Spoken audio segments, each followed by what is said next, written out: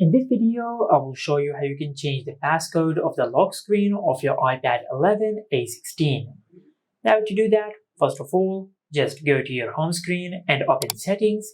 Now under Settings, just scroll down and tap on Touch ID and Passcode. Now just enter your current lock screen passcode.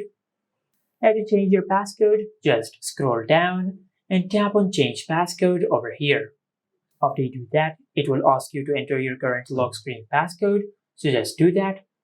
After you do that, it will prompt you to enter your new lock screen passcode. Now just create your new lock screen passcode, then select Use Anyway. Now just enter your new passcode one more time to confirm your passcode. And after you do that, you will successfully change the lock screen passcode of your iPad 11 A16. Just like that.